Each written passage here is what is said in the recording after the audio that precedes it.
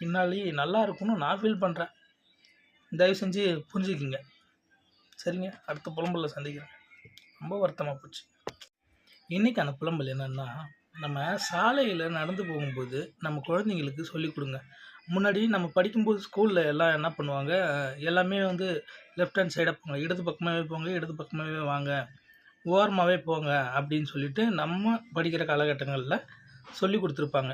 இப்போ இருக்கிற டீச்சர்ஸ் சொல்லி கொடுக்குறாங்களா என்னன்னு தெரியல. ஏன்னா எல்லா பசங்களுமே ரோட்டில் ஆட்டு மந்த மாதிரி தான் நடந்து போகிறாங்க. நம்ம ஊர் குறிஞ்சிப்பாடியில் ஒரு வேலையாக போயிருந்தோம். ரோட்டில் ஃபுல்லாகவே 4 பேர்னா 4 பேர் கை கொத்தபடியே போகிறாங்க. அதனால் வந்து ஒரு அசம்பாவிதம் இன்றைக்கி நடந்தது.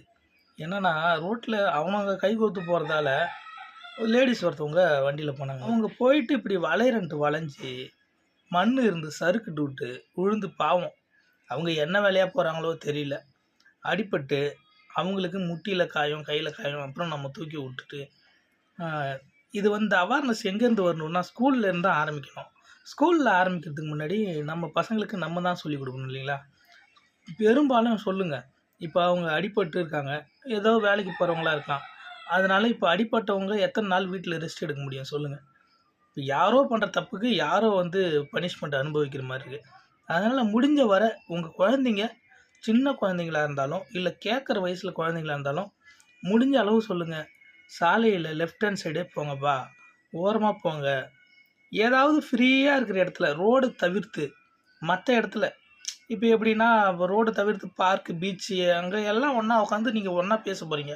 இந்த ரோட்டில் வரும்போது மட்டும்தான் 4 பேர் ஒன்றா போய்ட்டு பேச முடியுமா?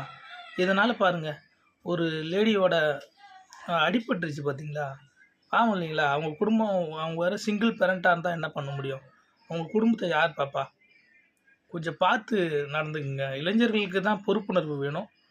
பொறுப்புணர்வோடு நடந்துக்குங்க. சமுதாயத்தை பொறுப்புணர்வோடு நகர்த்துங்க.